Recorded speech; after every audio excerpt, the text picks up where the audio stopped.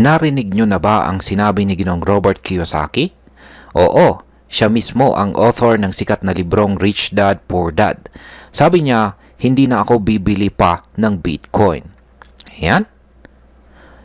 Pumalo na nga sa bagong all-time high si Bitcoin sa presyong $123,000 o humigit kumulang 7.1 million pesos kada isa.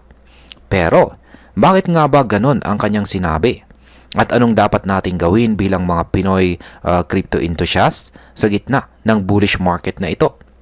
Kaya sa video na ito ay pag-uusapan po natin kung ano ang ibig sabihin ng pahayag ni Ginoong Robert Kiyosaki.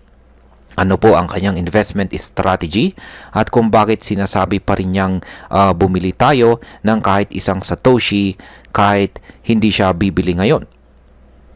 At ayan po ang siyang ating pag-uusapan sa video na ito. Pero bago po tayo magpatuloy ay pakibasa na lamang po muna ang disclaimer dito po sa ibaba ng ating screen.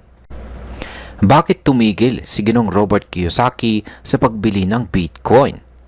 Ayon po kay Ginoong Robert Kiyosaki, bagamat nananatili siyang bullish kay Bitcoin, ayaw na muna niyang dagdagan ang kanyang Bitcoin holdings. At bakit? Dahil gusto niyang maghintay kung saan papunta ang ekonomiya. Ito po ang kanyang eksaktong sinabi. I will not buy anymore until I know where the economy is going. Ibig sabihin, kahit bumibili pa siya kamakailan sa presyong $120,000 pa nga, ay desidido na siyang huminto for now. Para po sa kanya, pigs get fat but hogs get slaughtered. Ibig sabihin ay okay lang maging agresibo minsan sa investments. Pero kung sobra-sobra, pwede kang malugi. Ano naman po ang kahulugan ng banana zone na kanyang binanggit?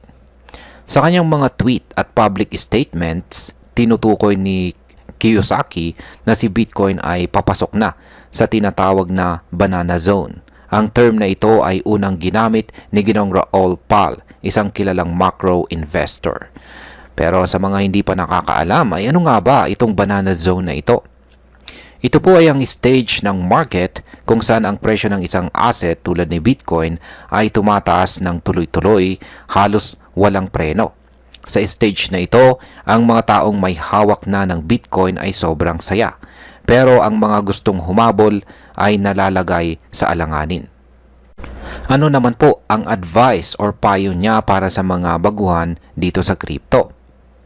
Yan, kahit sinabi ni Ginoong Kiyosaki na hindi muna siya bibili, hinihikayat pa rin niya ang mga baguhan na magsimula kahit maliit. Anya, kung wala ka pang Bitcoin ngayon, bumili ka ng kahit isang Satoshi. Alam niyo ba kung gaano kaliit ang isang Satoshi? Isang Bitcoin ay may 100 million Satoshis.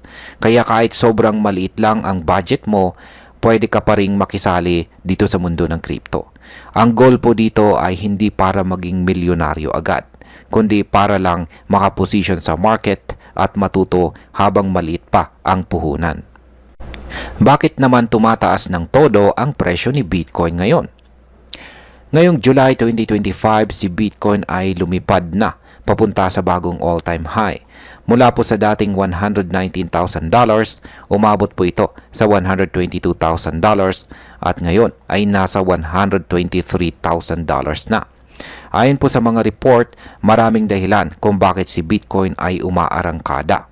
Una ay ang performance ng mga spot ETF, lalo na po sa US. Maraming institutional investors ang bumibili ng Bitcoin ETF. Pangalawa ay ang accumulation ng malalaking kumpanya.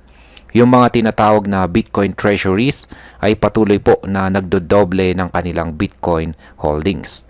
Pangatlo ay ang geopolitical reasons, tulad po ng mga bagong tariff mula sa administrasyon ni Pangulong Trump na nagdudulot ng kawalan ng tiwala sa fiat currency gaya po ng US dollar. Ano naman po ang sinasabi ng market sentiment kay Bitcoin ngayon? Sa ngayon, ang market sentiment ay nananatiling bullish. Marami pa rin ang naniniwalang kayang tumuloy ni Bitcoin sa $150,000 or higit pa. Pero tulad po ng paalala ni Ginoong Kiyosaki, hindi dapat maging gahaman. Ang tamang tanong ay, Nag-invest ka ba kay Bitcoin dahil naiintindihan mo ito o dahil lang ayaw mong maiwan? Bilang mga Pinoy na madalas magsimula sa maliit na kapital, malaking aral ang mensahe ni Ginoong Kiyosaki. Una, hindi mo kailangang bumili ng buong Bitcoin. Kahit isang Satoshi, pwede nang simula yan ng iyong financial journey. Huwag pong matakot magsimula ng maliit. Pangalawa, huwag kang makiride lang sa hype. Kung bibili ka, siguraduhin mong naiintindihan mo ang risk at huwag mong ipusta ang buong ipon mo. Pangatlo, huwag ka ring palaging naghihintay ng perfect timing. Sabi nga nila, time in the market is better than timing the market. Kung lagi kang maghihintay, baka mahuli ka sa biyahe. At bilang panghuli, ang masasabi ko naman tungkol dito ay para sa akin tama po ang diskarte ni Ginoong Robert Kiyosaki. Hindi po siya totally nagpanik, pero hindi rin siya nagpakagahaman. Bumili po siya bago umangat ng husto ang presyo. Pero ngayong mataas na, naghintay na lang siya. Ganun dapat. Kapag may momentum, pwede tayong sumali sa trend, pero dapat may plano tayong lumabas o huminto kung kinakailangan. At higit po sa lahat, magandang paalala ito sa ating lahat na ang crypto ay hindi get rich quick scheme. Kailangan po ng pag-aaral, disiplina at saka tamang strategy.